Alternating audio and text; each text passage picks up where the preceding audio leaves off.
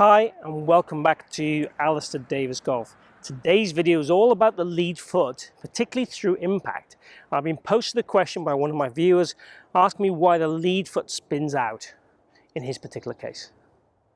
So let's get straight into it. So the lead foot, if it's moving around, by evidence it hasn't got enough weight on it. Now, depending on what club we're using, depending on what stage of the golf swing, it needs to have weight on it or pressure on it. So I'm going to share with you today an example, a concept and a drill that's going to help you get the weight in the right area of your foot at the right time in your golf swing.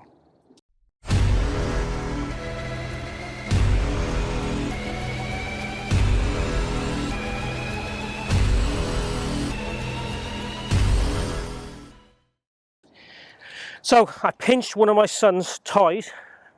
I'm going to get in trouble when I get home. This is a squeaky toy. He's very young before you judge it. It's a very squeaky toy. As you can hear, it's making some noise. But it's ideal to show you when you're putting pressure on your lead foot. Now, what happens when the foot spins out is as we're swinging down, if there's no weight on it, the foot will want to come towards the trail side and the foot then will spin. Now, if I have weight on that trail foot, on that lead foot, sorry, there's no chance that foot's going to spin.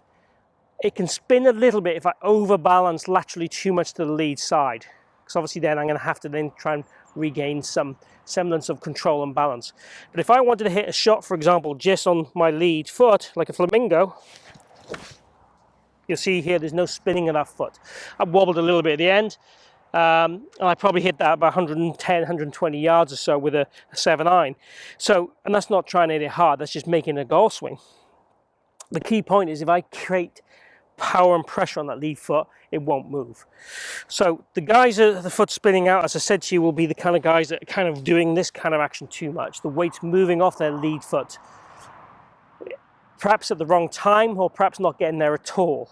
So what we'd want to see really in the backswing is the weight load up about 80%, the pressure into the trail foot.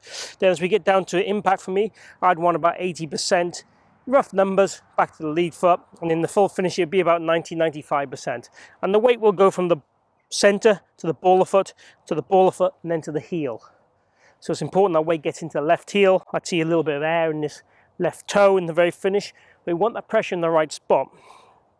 So the squeaky toy, how that comes in.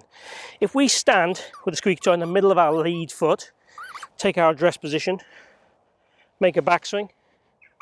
The idea is to try and make that toy squeak in that kind of early transition stage like this. So the pressure goes down and in, we would have a tiny bit of a squat, then we'd start to extend up, but the pressure is still on that lead foot. Even though the weight is starting to push more up and away from the ground, the foot is still planted. So the idea would be we'd make these practice swings, trying to feel we have that stamp into that lead foot and make the squeaky noise, and this is the audio feedback that gives me the sense of whether I'm doing it in the correct time or not, is ideal. So these squeaky toys are a great device to use if you can get them. Dog toys obviously, or child toys in my case. So the drills I'd want you to do would be, you'd have the squeaky toy, you'd make some practice swings. We might even just do a few where we lift the foot up, stamp it down. Might even do a couple of swings where we'd do it as a practice swing like that and get that real stamp. So it's like a step and hit type feel.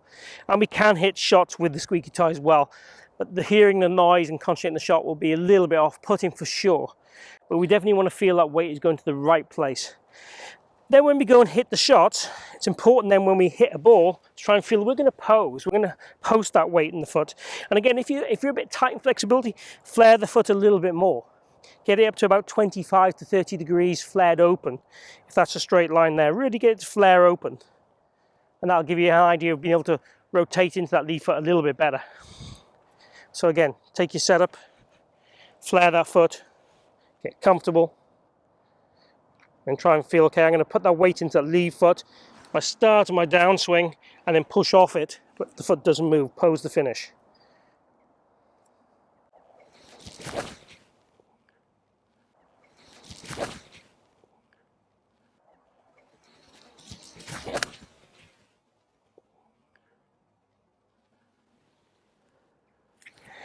And as you see there, the foot hasn't really moved.